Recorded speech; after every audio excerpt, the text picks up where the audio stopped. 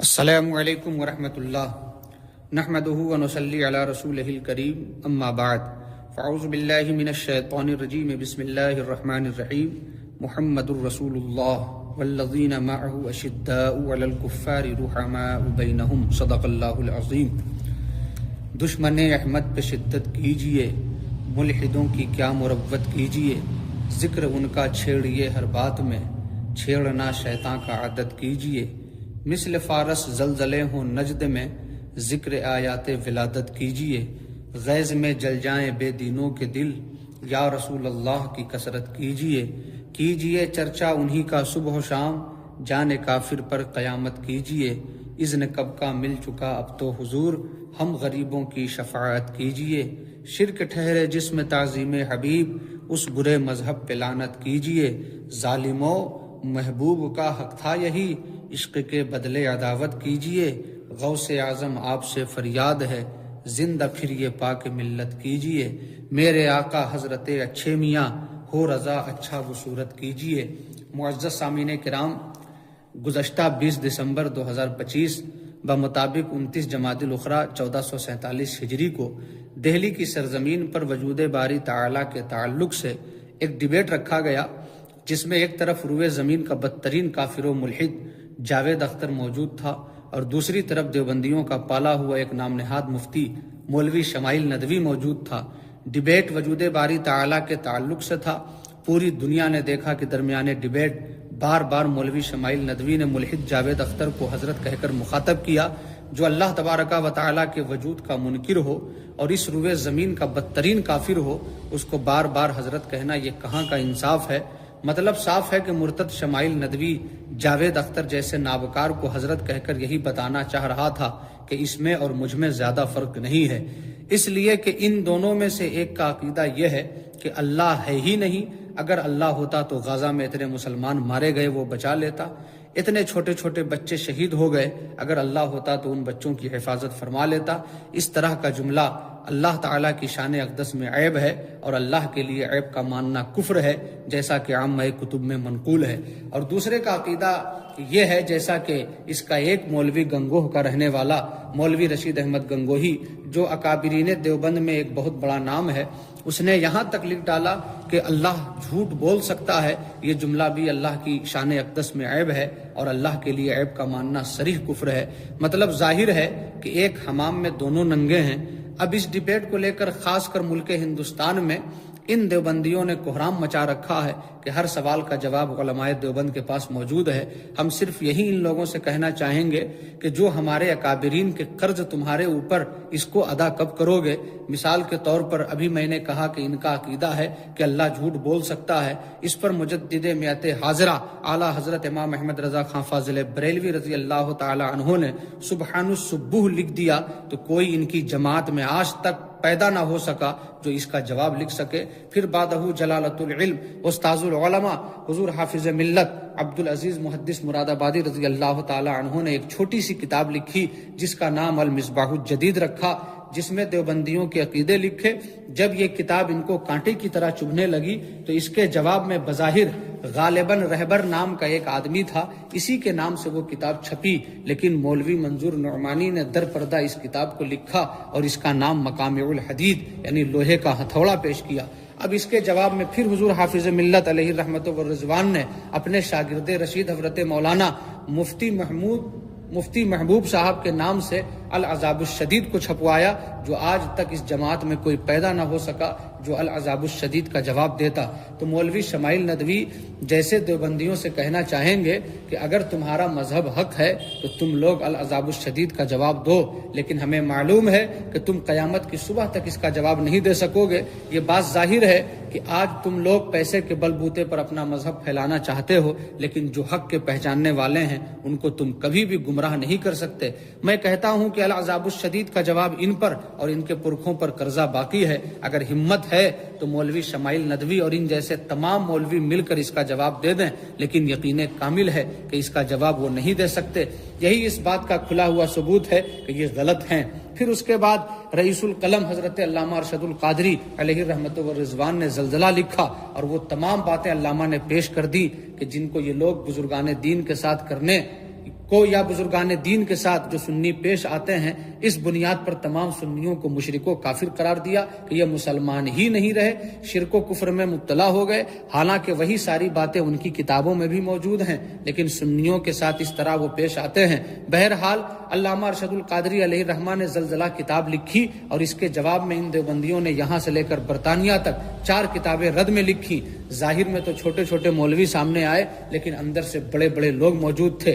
لیکن جب ان لوگوں نے زلزلہ کے رد میں 4 کتابیں لکھی تو علامہ ارشد القادری نے جب ان 4 کتابوں کا رد لکھا تو بالکل ان کو زیر و زبر کر دیا، یعنی اس کتاب کا نام ہی زیر و زبر رکھا، اور آج تک اس قوم میں کوئی ایسا پیدا نہ ہو سکا جو زیر و زبر کا جواب لکھتا۔ تو مولوی شمائل ندوی تم پر اور تمہارے پرکھوں پر آج تک اعلیٰ حضرت رضی اللہ تعالی عنہ کے قرضے لدے ہوئے ہیں۔ حضور حافظ ملت کا بھی قرض ان کے اوپر باقی ہے اور علامہ ارشد القادری کے بھی قرضے کا مطالبہ ہے۔ تو مولوی شمائل ان تمام قرضوں کو کب تک ادا کرنے کا ارادہ ہے؟ ایک چھوٹا سا ڈیبیٹ جو کہ جاوید اختر اس معاملے میں طفل مکتب کی بھی حیثیت نہیں رکھتا ہے، اس سے ڈیبیٹ کے بعد ان دیوبندیوں کا چھوڑا ہوا چھچوڑا ہی کہہ سکتے ہیں۔ پلامو کا رہنے والا امتیاز پلاموی کہہ رہا ہے کہ ہماری جیت بریلویوں سے دیکھی نہیں جا رہی ہے، مگر تاریخ گواہ ہے کہ جیت تمہارے مقدر میں ہے ہی نہیں۔ اس ڈیبیٹ کو جیت کا صحرا پہنانا لوگوں کی آنکھوں میں دھول جھونکنے کے مترادف ہے،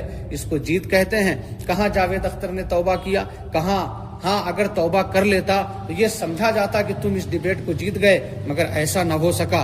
چلو اگر اس نے توبہ نہ کیا، کم از کم تم اس کو کلمہ پڑھنے کی دعوت تو دیتے۔ تم یہ بھی نہ کر سکے، تم کلمہ پڑھنے کی دعوت کیا دیتے؟ تم تو اس کا ہاتھ اپنے سر پر رکھوا کر دنیا کو یہ دکھانا چاہ رہے تھے کہ ہم دونوں میں کچھ فرق نہیں ہے۔